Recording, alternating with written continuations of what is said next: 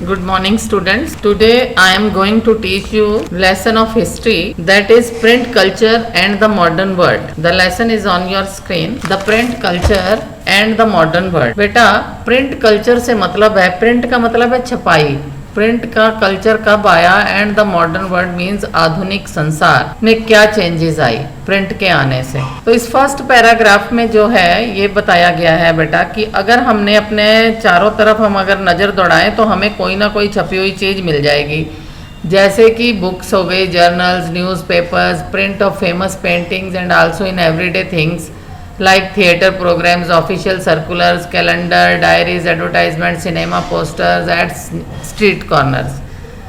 तो यानी कि अगर हम अपनी चारों तरफ नज़र दौड़ाएं तो हमें कोई ना कोई छपी हुई चीज़ मिल जाएगी, जैसे कि बुक्स हैं हमारी छपी हुई होती हैं, जैसे आपके सामने भी ये मैंने बुक खोल रखी है, ये छपी हुई है। हम छपा हुआ साहित्य पढ़ते हैं और न्यूज़पेपर भी जहाँ भी जाते हैं कोई ना कोई पोस्टर हमें छपा हुआ दिख जाता है। प्रिंट का अपना ही एक इतिहास है बेटा, प्रिंट की अपनी एक हिस्ट्री है। समाज में प्रिंट लिटरेचर कब से चलना शुरू हुआ, मॉडर्न वर्ल्ड को बनाने में इसकी क्या भूमिका रही, इस चैप्टर में अब हम ये पढ़ेंगे। तो what is this history, when did printing literature begin to circulate, how has it help to create the modern world, यानी कि मॉडर्न वर्ल्ड को बनाने में इसकी क्या भूमिका रही। इस चैप्टर में हम पढ़ेंगे कि प्रिंट कल्चर ईस्ट एशिया से यूरोप और इंडिया में कैसे आया, यूरोप और इंडिया में कहाँ से आया, ईस्ट एशिया से यूरोप और इंडिया में कहाँ से आ गया, प्रिंट टेक्नोलॉजी ने कैसे सोशल लाइफ्स को प्रभावित किया और कल्चर्स को भी कैसे प्रभावित किया, ये हम इसमें पढ़ेंगे। ये जो अब पिक्चर दिखाई गई है बेटा, ये देखो हाथ से लोग लिख रहे हैं कुछ कुछ, तो ये कौन लोग हैं, ये स्क्राइब्स हैं, जो प्रिंट से पहले आर्ट ऑफ राइटिंग की पिक्चर है ये, जिसमें हाथ से लिखा जाता था, आर्ट ऑफ राइटिंग की पिक्चर है। और अब है आपके सामने द फर्स्ट प्रिंटेड बुक्स, पहली प्रिंटेड बुक्स कौन सी हैं। इस फर्स्ट पैराग्राफ में आपको बताया गया है the earliest kind of print technology was developed in China, Japan and Korea, कि सबसे पहले प्रिंट टेक्नोलॉजी जो थी वो चाइना, जापान और कोरिया में आई थी। और ये छपाई बेटा जो होती थी हाथ से होती थी। हाथ से कैसे होती थी, वुड के ब्लॉक्स बने होते थे, लकड़ी के वुड ब्लॉक से प्रिंटिंग की जाती थी और हाथों से जितनी लिखाई जिसकी लिखाई सुंदर होती थी उनको हाथों से भी लिखने के लिए रखा जाता था, उनको हम स्क्राइब्स बोलते हैं। और beautiful handwriting, art of beautiful handwriting को हम कैलीग्राफी बोलते हैं। ये बोल्ड लेटर्स में लिखा हुआ है कैलीग्राफी, इधर न्यू वर्ड्स में भी दिया हुआ है the art of beautiful and stylish writing को हम कैलीग्राफी कहते हैं। अब इसके सेकंड पैराग्राफ में ये बताया गया है कि लंबे समय तक चाइना प्रिंटिंग मटेरियल का एक मेजर प्रोड्यूसर था। सिविल सर्विसेज एग्जामिनेशन से नियुक्त चीन की ब्यूरोक्रेसी भी बड़ी ह्यूज थी। ब्यूरोक्रेसी कहते हैं नौकरशाही। तो इन टेस्ट के लिए चाइना को एक बड़ी तादाद में बुक्स प्रिंट करनी पड़ती थी। 16th सेंचुरी में number of examination candidates went up and that increase the volume of print.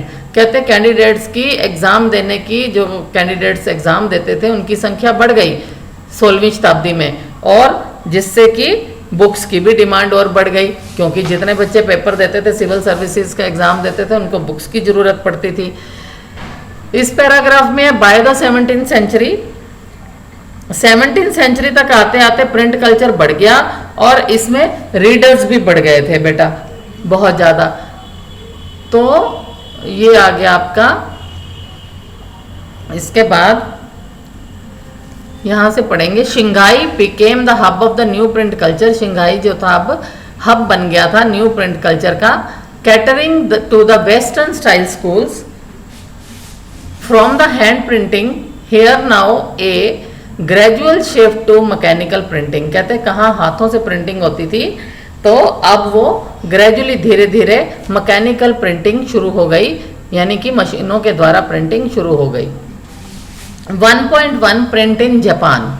Japan में प्रिंट कैसे पहुंचा बेटा, जापान में बुद्धिस्ट मिशनरीज जो थे वो चाइना से बेटा हैंड प्रिंटिंग टेक्नोलॉजी लेकर जापान आए थे 768 AD टू 770 AD में। ये बुद्धिस्ट मिशनरीज चाइना से हैंड प्रिंटिंग टेक्नोलॉजी लेकर जापान आए थे। ओल्डेस्ट जापानीज बुक जो है ये 868 एडी में प्रिंट करी गई थी। बुद्धिस्ट डायमंड सूत्र इसका नाम है। और ये बुद्धिस्ट डायमंड सूत्र जो था ये 6 शीटों का टेक्स्ट है और वुड कट इलुस्ट्रेशंस हैं इसमें। वुड कट इलुस्ट्रेशंस का मतलब है काठ पर खुदे हुए चित्र। Pictures were printing on textile, ये सामने जो है ना आपका ये डायमंड सूत्रा का ये पेज है, वुड कट इलुस्ट्रेशंस है इसमें।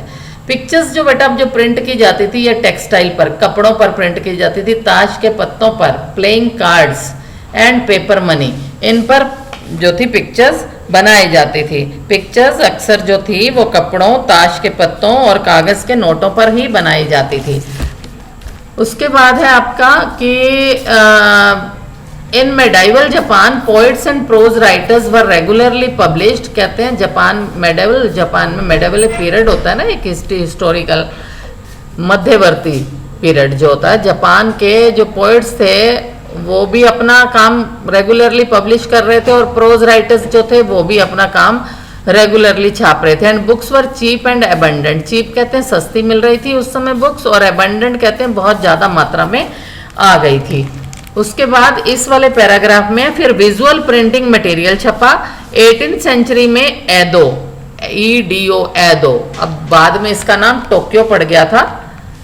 एदो जिसे अब टोक्यो के नाम से जानते हैं, कि शहरी इलाके की चित्रकारी में शालीन शहरी संस्कृति का पता चलता है, जिसमें क्या क्या चीजें हैं, लाइब्रेरीज हैं, बुक स्टोर्स हैं, were packed with hand printing material of various types, books on women, musical instruments, calculations, tea ceremony की हैं, फ्लावर अरेंजमेंट की हैं, proper etiquettes, cooking and famous places, इनकी सारी ये बुक्स मिलती हैं। उसके बाद है point 2, print comes to Europe. Print जो है ये यूरोप में कैसे आया, इसके फर्स्ट पैराग्राफ में आप यहां से पढ़ें। Paper made possible the production of manuscripts carefully written by scribes.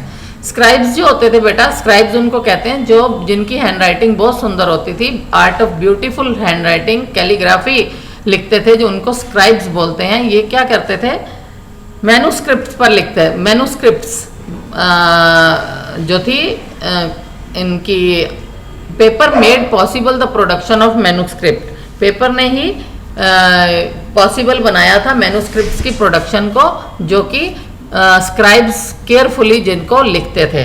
तो क्या हुआ था, सदियों से सिल्क और स्पाइसेस जो थे चाइना से सिल्क रूट से यूरोप आते रहे। फिर 11वीं शताब्दी में क्या हुआ, कागज भी सिल्क रूट से यूरोप पहुंच गया।